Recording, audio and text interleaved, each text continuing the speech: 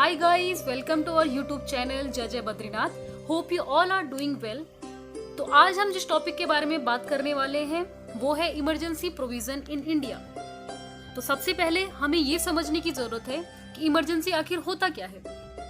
भारतीय संविधान में एक ऐसा प्रावधान है जिसका इस्तेमाल तब किया जाता है जब देश को किसी आंतरिक या फिर बाहरी या आर्थिक रूप से खतरे की आशंका होती है तो आपातकाल की स्थिति उत्पन्न हो जाती है.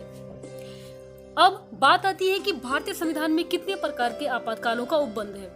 भारतीय संविधान में आपात उपबंधों को 3 तरीके से बांटा गया है. पहला है राष्ट्रीय आपातकाल, जिसके बारे में आर्टिकल नंबर 352 में उसका उल्लेख किया गया है. दूसरा है राष्ट्रपति शासन, जिसके बारे में आर्टिकल नंबर 356 में उल्लेख किया गया है. और तीसरा है वित्तीय आपातकाल, जिसके बारे में आर्टिकल नंबर 360 में उल्लेखित किया गया है. आपको ये समझने की जरूरत है कि आपात का उपबंध आया कहां से. आपातकाल का उपबंध भारत शासन अधिनियम 1935 से लिया गया है. भारतीय संविधान में ये भाग 18वें में अनुच्छेद 352 से लेकर के 360 तक बटे हुए हैं. ये प्रावधान केंद्र को किसी भी असामान्य स्थिति से प्रभावी रूप से निपटने के लिए सक्षम बनाते हैं. संविधान में इन प्रावधानों को जोड़ने का उद्देश्य क्या था. संविधान में इन प्रावधानों को जोड़ने का उद्देश्य देश की संप्रभुता, एकता और अखंडता को सुनिश्चित कराने और उनको सुरक्षा दिलाने के लिए इनको लाया गया संविधान के अंतर्गत. अब हम यहाँ पर जिसके बारे में बात करने वाले हैं वो है राष्ट्रीय आपातकाल. राष्ट्रीय आपातकाल यानी कि नेशनल इमरजेंसी. अनुच्छेद 352 में इस बारे में कहा गया है कि यदि बाह्य आक्रमण या फिर सशस्त्र विद्रोह के कारण पूरे भारतवर्ष या फिर उसके किसी हिस्से की सुरक्षा में खतरा उत्पन्न हो जाता है तो राष्ट्रीय आपातकाल को राष्ट्रपति जी की घोषणा के तहत घोषित किया जा सकता है. अब सभी के दिमाग में एक सवाल आ रहा होगा कि सशस्त्र विद्रोह क्या चीज होती है.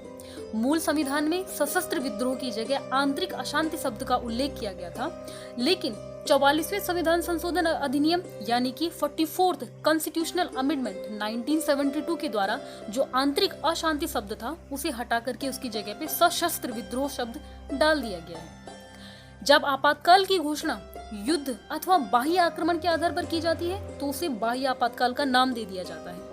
दूसरी तरफ जब इसकी घोषणा सशस्त्र विद्रोह यानी कि जिसको हम पहले आंतरिक अशांति शब्द बोल रहे थे होता है तब इसे आंतरिक आपातकाल के नाम से जाना जाता है. राष्ट्रपति इस राष्ट्रीय आपातकाल की घोषणा या तो संपूर्ण देश में या फिर किसी एक हिस्से पर लागू कर सकते हैं. अब बात आती है कि ये जो घोषणा होती है इसकी प्रोसेस कैसी होती है या किस टाइम तक इसको लागू किया जाता है.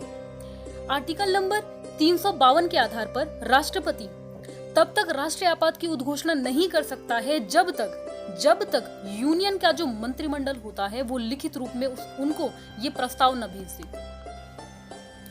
राष्ट्रीय आपातकाल की घोषणा का जो संकल्प होता है संसद के प्रत्येक सदन की कुल सदस्य संख्या के बहुमत तथा उपस्थिति व मतदान करने वाले सदस्यों के 2/3 बहुमत द्वारा पारित किया जाना आवश्यक होता है.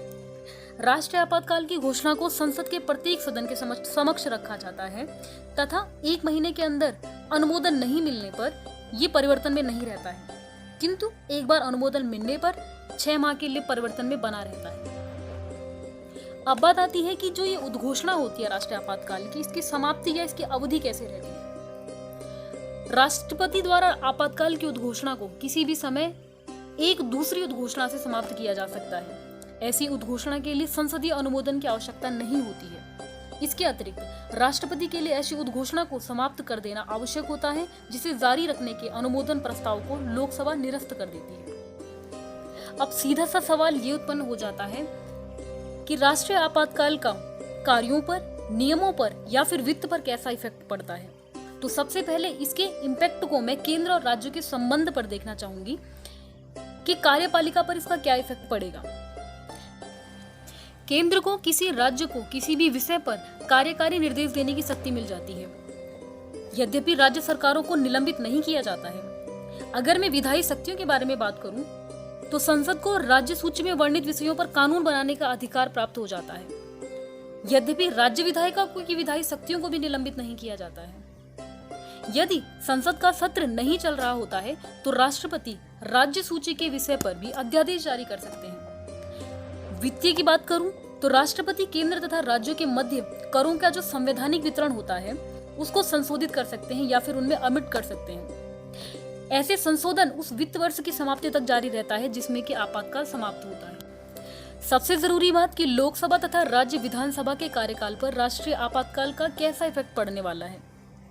लोकसभा के कार्यकाल को इसके सामान्य कार्यकाल, जैसे कि आप सबको भी पता होगा, जो 5 साल का होता है, से आगे बढ़ाने के लिए संसद द्वारा नियम बना करके या विधि बना करके इसे एक समय में 1 वर्ष के लिए बढ़ाया जा सकता है।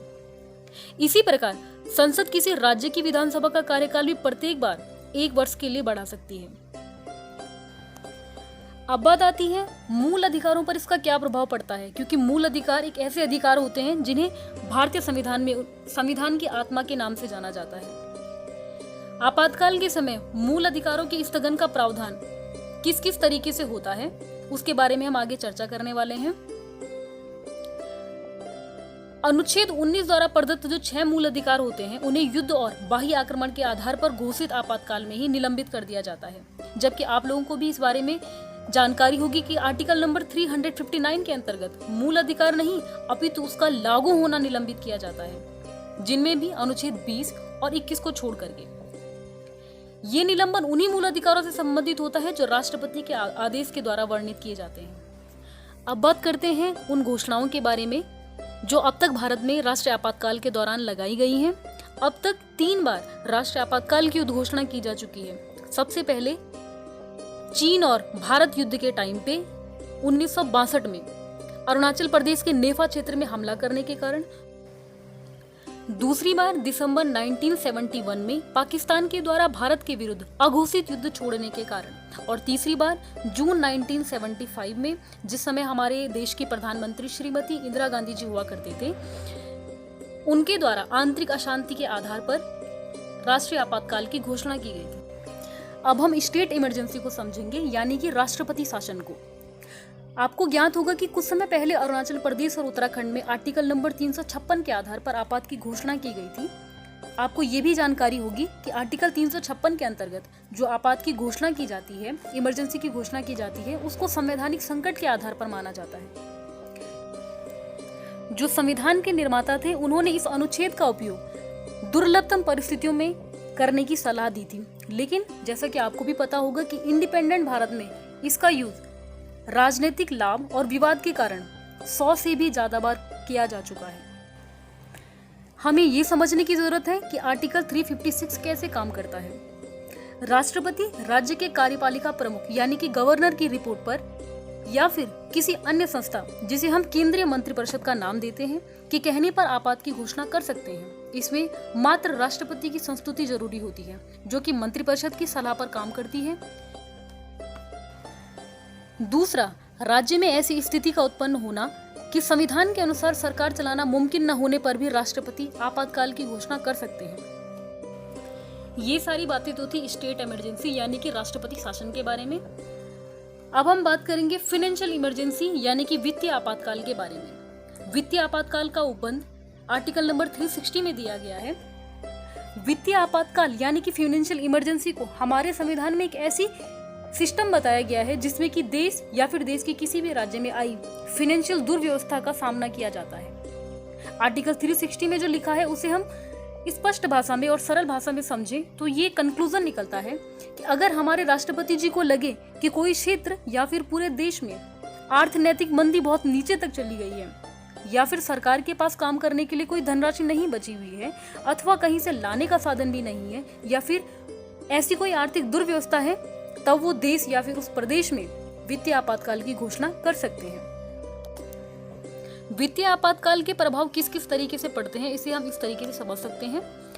सरकारी कर्मचारियों की वेतन राशि को घटाए जाने पर कोई भी विरोध नहीं किया जा सकता है।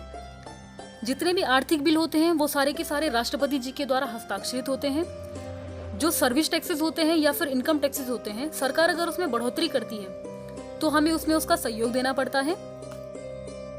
कहने की बात यह है कि सरकार तब वित्तीय व्यवस्था को सुधारने के लिए जो भी उसे पक्षकार लगता है, जनसाधारण उसका विरोध नहीं कर सकती है।